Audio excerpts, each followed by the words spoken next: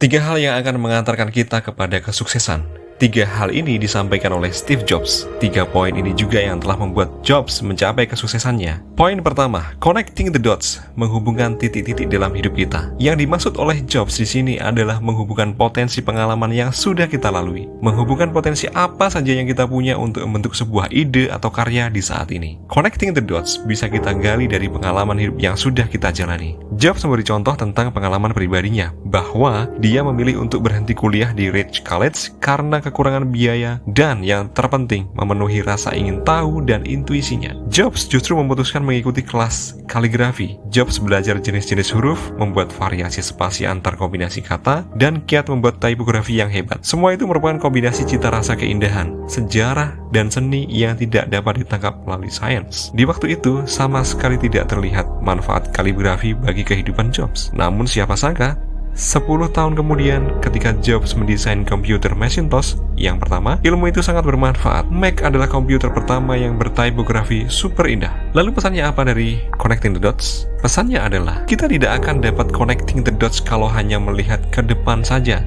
Kita hanya bisa melakukannya dengan merenung ke belakang, mempercayai bahwa titik-titik yang pernah kita lalui atau pengalaman yang pernah kita lalui, bagaimanapun akan terangkai di masa mendatang. Kita harus mempercayai dengan intuisi, takdir, jalan hidup, karma, atau istilah apapun lainnya untuk menemukan potensi diri kita, lalu mengembangkannya. Poin yang kedua, cinta dan kehilangan. Setiap kita pernah mengalami kecewa, juga kehilangan atas apa yang kita cintai. Namun satu-satunya pilihan untuk melaluinya adalah merelakan kehilangan itu dan menganggapnya sebagai obat pahit. Jangan kehilangan kepercayaan.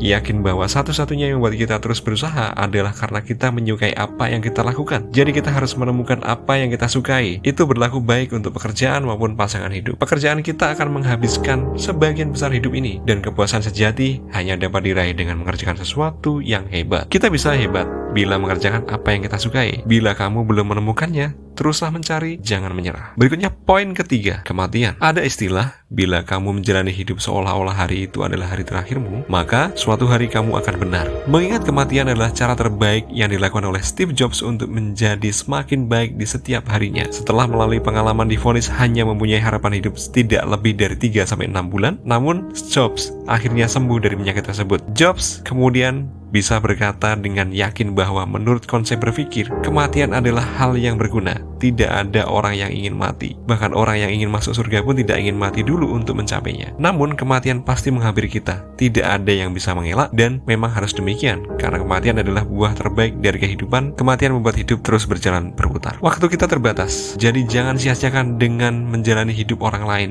Jangan terperangkap dengan dogma hidup bersandar pada hasil pemikiran orang lain. Jangan biarkan omongan orang memalingkan kita hingga tidak mendengar kata hati. Dan yang terpenting, memiliki keberanian untuk mengikuti kata hati dan intuisimu, maka kita pun akan sampai pada yang kita inginkan.